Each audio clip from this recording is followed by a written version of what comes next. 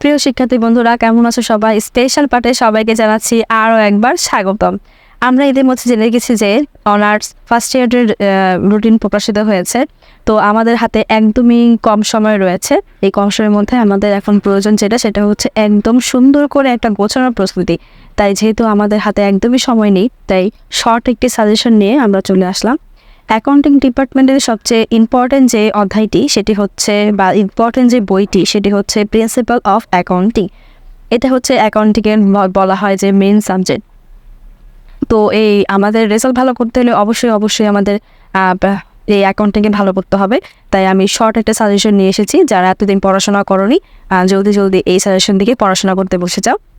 তো আমি যেটা বলবো এখন, আমি এখানে কতগুলো চ্যাপ্টার লিখে নিয়েছি এবং চ্যাপ্টারের নামগুলো লিখে নিয়েছি এবং কোন চ্যাপ্টার কতটুকু গুরুত্বপূর্ণ সেই সম্বন্ধে আজকে কথা বলবো।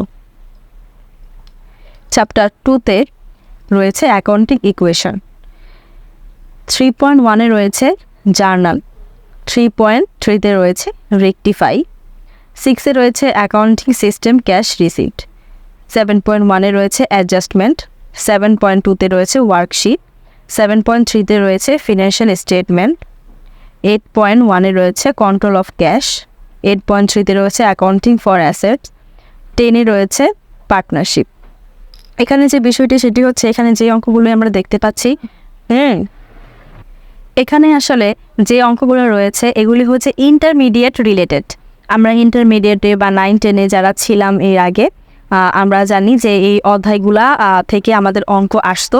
ওইগুলা ওখানে করতো হচ্ছে বাংলাতে, আমরা ওইগুলাই ইংরেজিতে করবো। যেমন equation, journal, rectify, entry, worksheet মানে কার্যপত্র, ফিনান্সিয়াল স্টেটমেন্ট মানে অতিথিপত্র, control of cash, accounting for assets, পরে হচ্ছে পার্টনারশিপ মানে অংশীদারি ব্যবসা। এগুলি সবই হচ্ছে আমাদের ইন্টারমিডিয়েট কিংবা ম্যাট্রিক লেভেলের পড়াশোনা। তো ভয়ের কিছু নেই, এখানে আপনারা একটু ট্রাই করলেই পারবেন।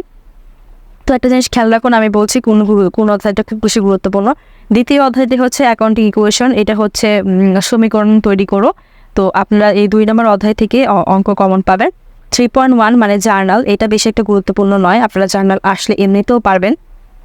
3.3 রেকটিফাই, সংশোধনী জাবেদা যেটাকে বলি আমরা, এটা দেখে যাবেন অবশ্যই, এটা ইম্পর্টেন্ট। 6 নাম্বারটা আপনারা স্কিপ করতে পারেন। 7.1-এ রয়েছে অ্যাডজাস্টমেন্টটা দেখে যাবেন। 7.2 এখান থেকে অঙ্ক আসে, ওয়ার্কশিট থেকে 10 নম্বরের অঙ্ক পাবেন। তো কার্যপত্রটা দেখে যাবেন। 7.3 হচ্ছে ফিনান্সিয়াল স্টেটমেন্ট, আর্থিক অবস্থা বিবরণী, আপনার আর্থিক অবস্থা বিবরণী থেকেও অঙ্ক পাবেন। সো আর্থিক অবস্থা বিবরণীটাও দেখে যাবেন। কন্ট্রোল অফ ক্যাশ অত একটা গুরুত্বপূর্ণ নয়। 8.3 এটা হচ্ছে অ্যাকাউন্টিং ফর অ্যাসেটস, এটাও দেখে যাবেন। 10 নাম্বারটা হচ্ছে পার্টনারশিপ অংশীদারি ব্যবসায়।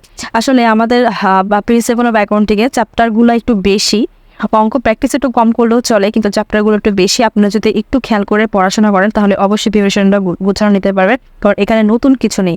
আপনি 9-10 বা 9-10 এবং ইন্টারমিডিয়েটে যা পড়ে এসেছেন সেগুলি এখানে ইংরেজি আকারে দেওয়া রয়েছে। তো আপনারা এটি সুন্দর মতন দেখে যাবেন, তাহলে আশা করি হয়ে যাবে। আর এখানে আমি খুব বেশি অধ্যায় নেইনি, যে অধ্যায়গুলো ইম্পর্টেন্ট আমি শুধুমাত্র সেই অধ্যায়গুলোই নিয়েছি। ধন্যবাদ সবাইকে, সবার জন্য শুভকামনা রইল। এবং অনার্স লেভেলে আরও ভিডিও পেতে অবশ্যই আমার চ্যানেলটি সাবস্ক্রাইব করে দেবেন। ধন্যবাদ।